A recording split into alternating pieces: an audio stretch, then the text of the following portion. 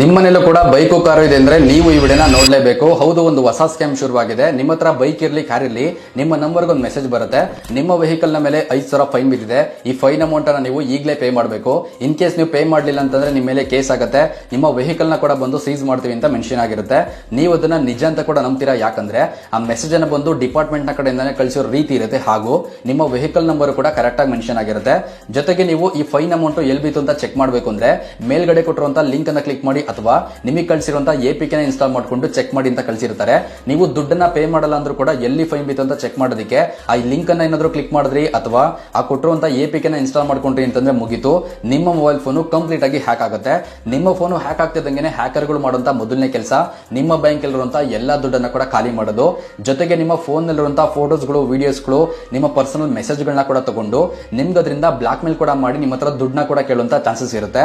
ಹಾಗಾಗಿ ಇಂಥ ಸ್ಕ್ಯಾಮ್ ಮೆಸೇಜ್ಗಳು ನಿಮ್ಗೆ ಏನಾದ್ರು ಬಂತು ಅಂದ್ರೆ ದಯವಿಟ್ಟು ಇಂಥ ಸ್ಕ್ಯಾಮ್ ಮೆಸೇಜ್ ಗಳನ್ನ ನಂಬಕ್ ಹೋಗ್ಬಿಡಿ. ಜೊತೆಗೆ ಅವರು ಕೊಟ್ಟಿರುವಂತಹ ಲಿಂಕ್ ಅನ್ನ ಅಥವಾ ಎಪಿಕೆ ಕೂಡ ಇನ್ಸ್ಟಾಲ್ ಮಾಡಕ್ ಹೋಗ್ಬಿಡಿ. ಇಂಥ ಮೆಸೇಜ್ಗಳು ಬಂತು ಅಂದ್ರೆ ಮೊದಲು ಆ ನಂಬರ್ ಗಳನ್ನ ಬ್ಲಾಕ್ ಮಾಡಿ. ಇದರಿಂದ ನೀವು ಕೂಡ ಸೇಫ್ ಆಗಿರ್ತೀರಾ, ನಿಮ್ಮ ಬ್ಯಾಂಕ್ ಅಲ್ಲಿರುವಂತಹ ದುಡ್ಡು ಕೂಡ ಸೇಫ್ ಆಗಿರುತ್ತೆ. ಯಾವ್ಯಾವುದೋ ವಿಡಿಯೋವನ್ನ ನಿಮ್ಮ ಫ್ರೆಂಡ್ ಗಳಿಗೆ ಶೇರ್ ಮಾಡೋದ್ ಬಿಟ್ಟು ಈ ಒಂದು ಇನ್ಫಾರ್ಮೇಟಿವ್ ವಿಡಿಯೋವನ್ನ ಅವ್ರಿಗೂ ಕೂಡ ಶೇರ್ ಮಾಡಿ. ಈ ಮೆಸೇಜ್ ಅವ್ರಿಗೂ ಕೂಡ ಹೋಗ್ಬೋದು, ಇದರಿಂದ ಅವರು ಕೂಡ ಸೇಫ್ ಆಗಿರ್ತಾರೆ.